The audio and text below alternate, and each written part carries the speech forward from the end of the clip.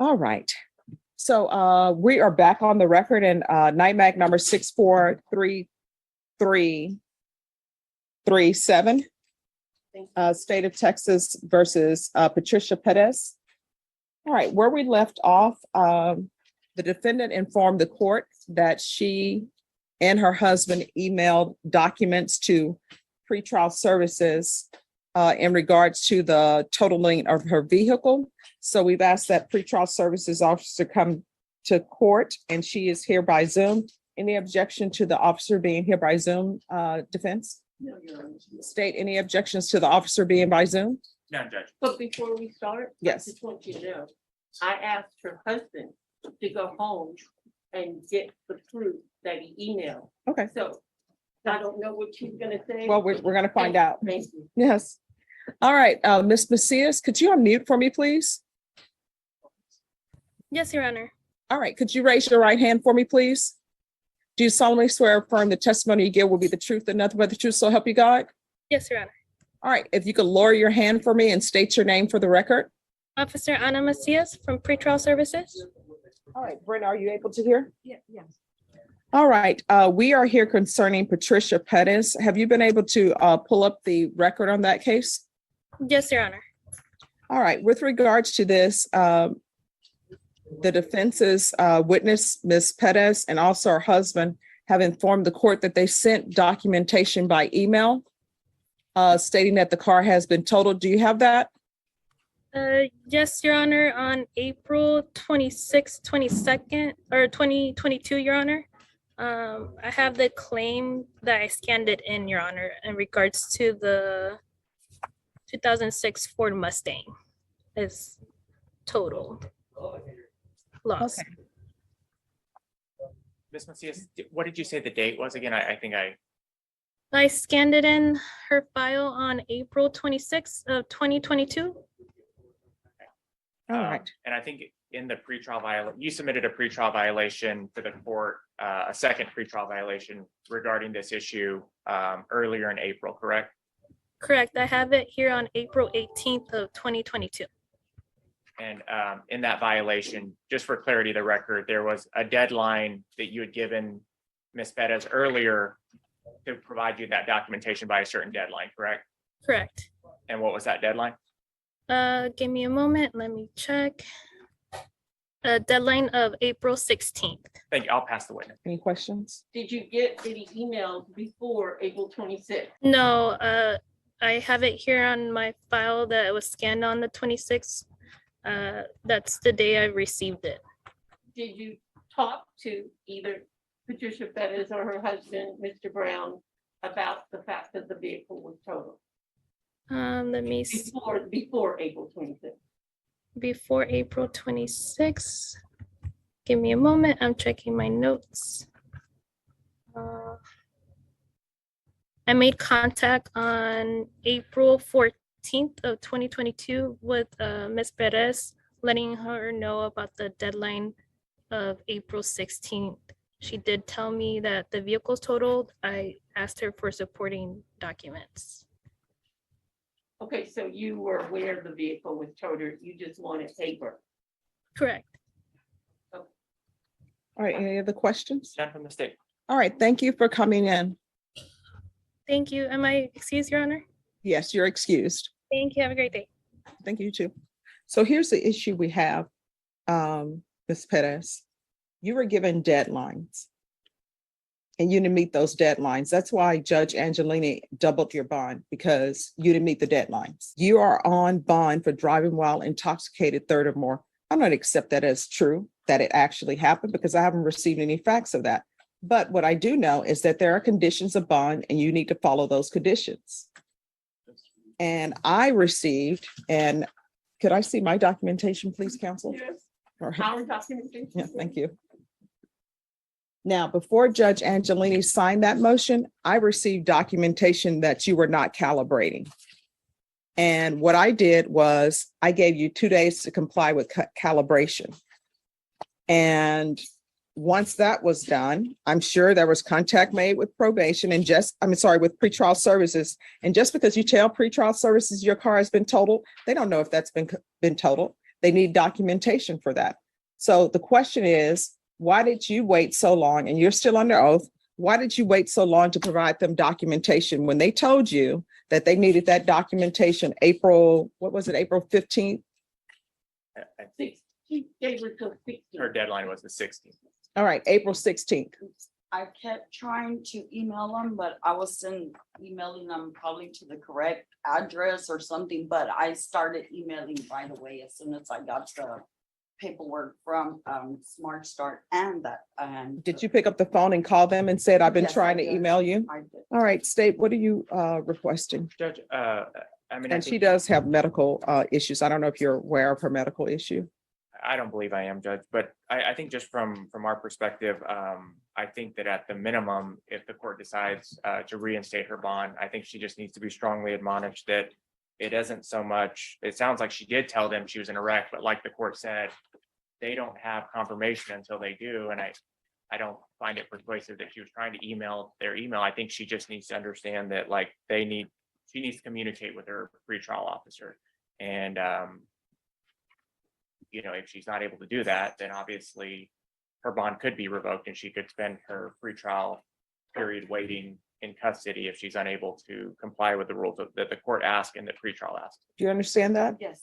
Your Honor, I do. All right, how did you make it to court today? My Her husband, husband. Did he drive? Oh, yeah, he was just here in the courtroom. No, I'm asking her Oh, questions. I'm Ms. Clark. sorry. yes, ma'am, he Did he drive? Yes, Does that car have ignition interlock on it? no, That car needs ignition interlock on it. Do you understand? it's just, just, ma'am. Is it his work vehicle? Yeah, it's his work vehicle.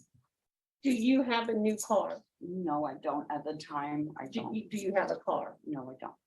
Can we put her on the PAN device? Obviously, he's using his work vehicle, which we learned in law school, which is outside the duties of his work, but he's using his work vehicle to transport her. Unless this is on a road, on a route to his job, no. May I say something? that Yes. I happen to know. He travels extensively. See, he and I have been in touch with each other. But he brought her, it doesn't fail the fact that he brought her to court in that vehicle. And he's using it outside his employment duties. He doesn't really live here much. He's on the road 1 week at a time. He and I coordinated when he could bring her here today because he needs to go back out. He has a company that he runs. But she still has access to the vehicle. Is that vehicle in his name? It's under his name. Yeah. Yes, it needs to have a, The only thing is she won't be driving it, just him. I just wonder, how do we do this if he's out of town? She's not driving, she's not in the vehicle, who's gonna blow?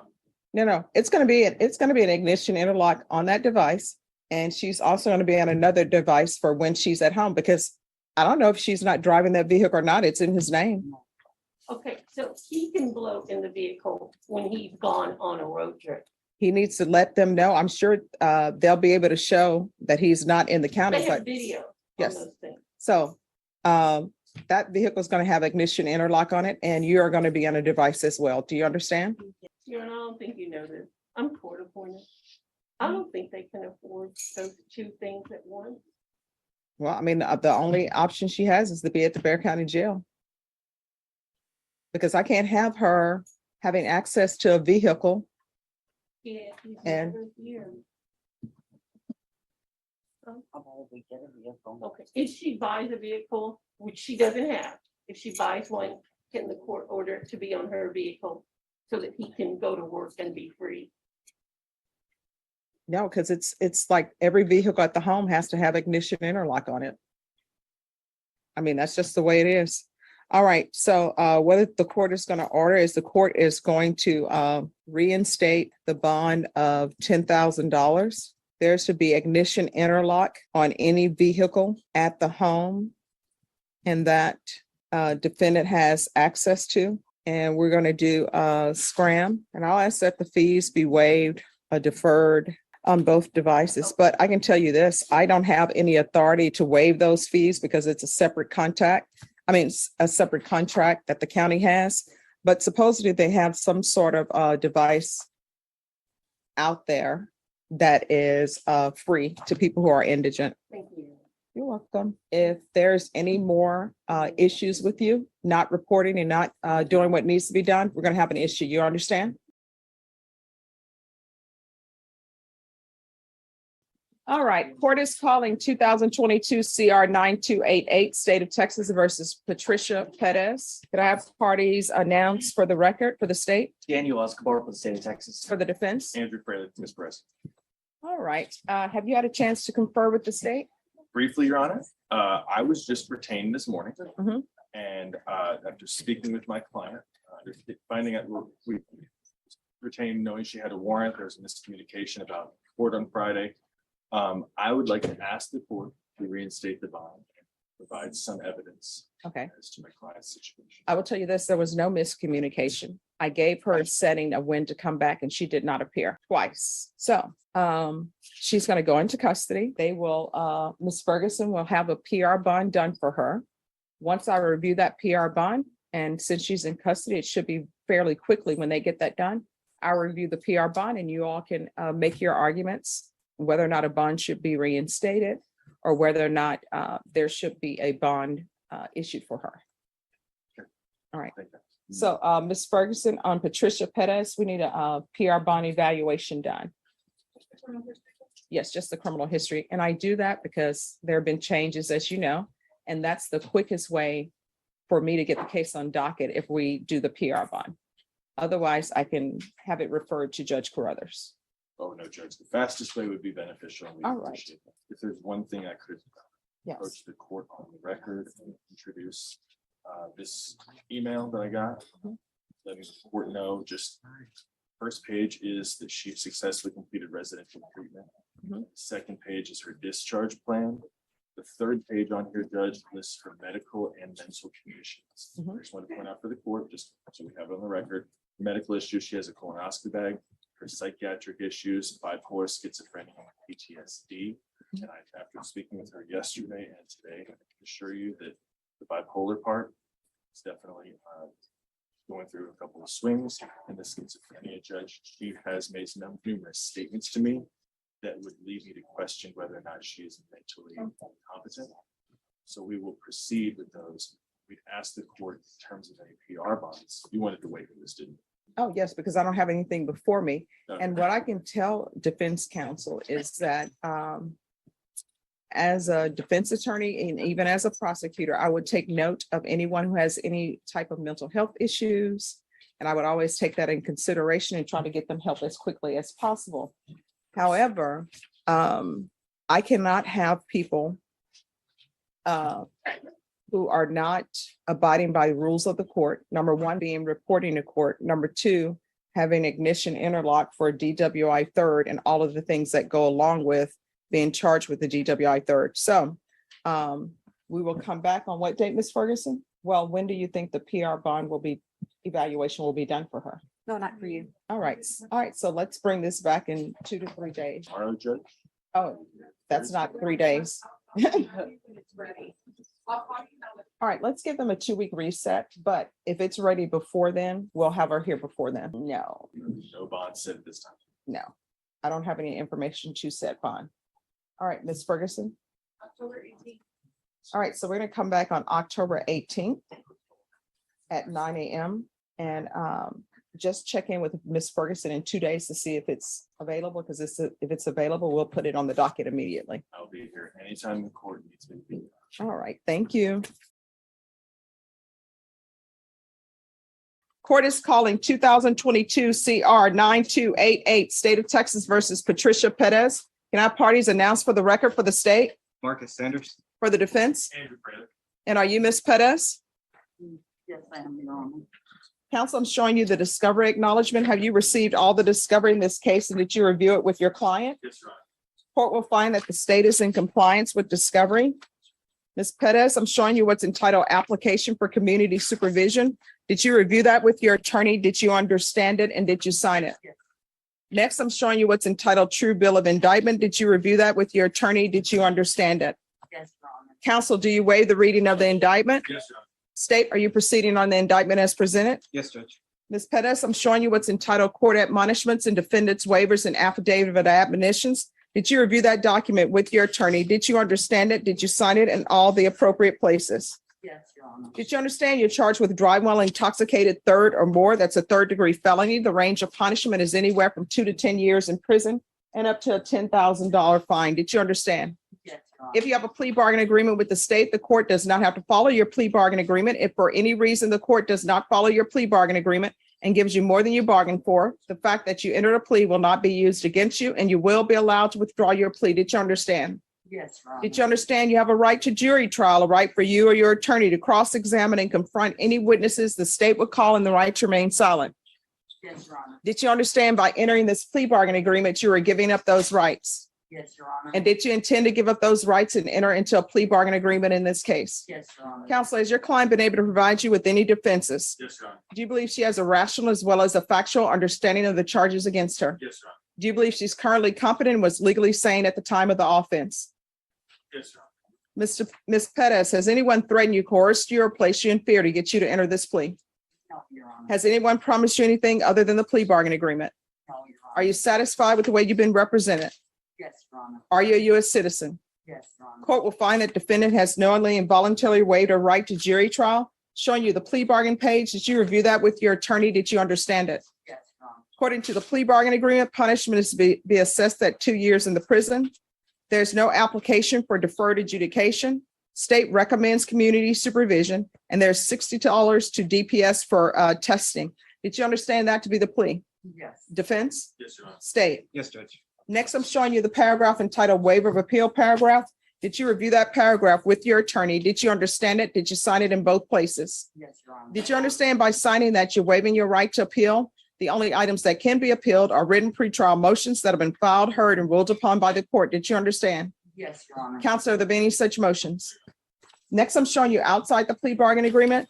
State is requesting that your community supervision be for a term of 3 years. There be a top evaluation, 100 hours of community service restitution, 10 days in the Bexar County Jail, MIC evaluation, DWI intervention, victim impact panel live, ignition interlock for half the term, or alternative for half the term, 2-year Texas driver's license suspension. Did you understand those are recommendations from the state and the court does not have to follow those recommendations? Yes, Your Honor. Then to the offense as charged in the indictment, how do you plead? Guilty, not guilty, or no contest? No conflict. State any evidence. Yes, State Office Exhibit 1 in its attachments. Okay. Ms. Pettis, I'm showing you what's entitled trial court certification. I'm sorry, waiver and consent to stipulation of testimony and stipulations. Did you review that document with your attorney? Did you understand it?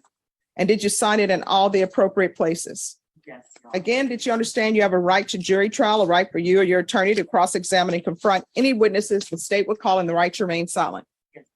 Did you understand that today the state will be presenting evidence in the form of witnesses' statements and police reports, but most importantly, there will be no live testimony? Did you understand? Yes.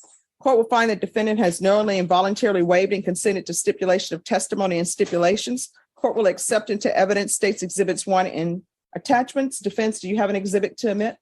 Yes, Judge, we asked you to mention exhibit 1, that is a written letter from her inpatient treatment provider. Since this offense occurred, Judge, she has successfully completed inpatient treatment for addiction. We would like to take into consideration. Any objections to defense exhibit number 1? No, Your Honor. All right, counsel, can you tell the court how long was she an inpatient? Approximately a month. Your Honor. Okay.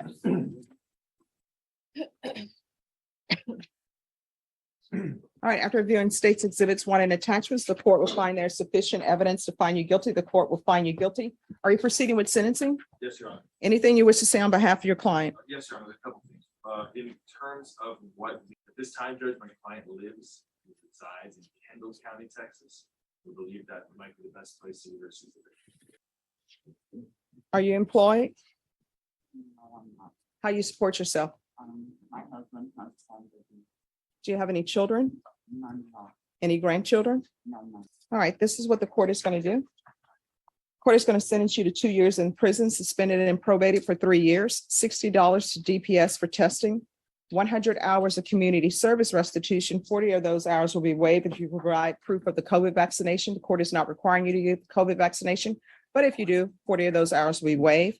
Ignition interlock for half the term. We've been down this road before. Her husband has a vehicle. He doesn't have a vehicle. It works, it doesn't work, but she is going to have ignition interlock on any vehicles at that home. VIP live. There's to be a MIC evaluation that can be done out of custody. DWI intervention. Intensive outpatient treatment with probation. Sober meetings 1 time per week. There's to be a transfer to Kendall County. Proof of employment within 30 days. There's to be no employment as a home healthcare provider with minors. Regular reporting by Zoom or in person. And you can either do 10 days in the Bexar County Jail, or she will be on GPS for 30 days. And that's full GPS for 30 days. Which would you prefer? Yes. All right. So there's to be full GPS for 30 days in lieu of the 10 days at the Bexar County Jail. That will be 30 days from the completion of GPS. All right. Is there anything else that you need? No. Probation, is there anything else she needs? All right, and we'll do the TAP evaluation out of custody. All right, then add field visits 1 time per month random. Showing you what's entitled Trial Court Certification of Defendant's Rights to Appeal. Did you review that document with your attorney? Did you understand it and did you sign it? Because this is a plea bargain agreement, because I followed your plea bargain agreement, and because you waived your right to appeal, you do not have the court's permission to appeal. Do you understand? And because this is a felony conviction, you're not allowed to own or possess any weapons or ammunition. If you have a question over what a weapon or ammunition is, you'll need to speak to an attorney. Do you understand? All right, we can go off the record. So you were driving intoxicated on Christmas. Sometimes when people are having their Christmas dinner, somebody always forgets something, like they forget the eggs to make the stuffing or whatever. That easily could have been a tragedy for some family. You understand? So obviously you can't stop drinking. So there's to be absolutely no driving, of course, while your license is suspended, because it's suspended for 2 years. And you need to make sure that you have that ignition interlock, and that's any vehicle at that home. You understand? Yes, Mom. All right, is there anything else? All right, good luck to you. All right, Ms. Abrams. On this case with Ms. Perez, do you think it's best that she be transferred to Kendall County? All right, so even though you're going to be transferred to Kendall County, what will end up happening if you don't follow the rules there? A motion to revoke will end up being filed and it'll come back to the court. Do you understand? Oh, definitely. All right, so do you have plans in place so you can be successful? Yes, ma'am. Okay. All right, probation. How is she being monitored with regards to any alcohol use? Let me double check, Your Honor. Are you on any type of device for alcohol testing? Well, no, I don't know if this is, so remember, I was supposed to have this for a month, but I've had it for like 120 days now. Oh, yeah. I mean, the reason why you've had it for that time is because you have not been following the court's rules. So is she on any type of alcohol monitoring? I'll be there. Because she was the person who had some issues with a vehicle at her house. It was her ex-husband, maybe not her ex-husband, because I had on here ignition interlock for half the term. All right, so she needs to, if she's going to be supervised in Kendall County, she either needs a portable device, but she needs a alcohol monitoring device. I mean, will Kendall accept her? I mean, can't we order for Kendall to give her that? I mean, yes, it'll be in our conditions, but I'm saying as far as the field visit is concerned, to confirm all of that, because it's in Kendall that we won't. So you won't be able to do field visits. All right. So yes, so I want her in that sober device then. Okay. All right. Is there anything else? Is she able to remain with GPS and be in Kendall County? Yes, Your Honor. I mean, it's the. All right. So she's to remain on the GPS device until she's on some type of alcohol monitoring device. Okay. Anything else? No. And Your Honor, I just do want to point out, whenever, because of the offense, whenever she does submit her urinalysis, we do make sure that she is tested for alcohol. Okay. Okay. All right, thank you. Anything else you need from the court? No, I'm not. All right, thank you.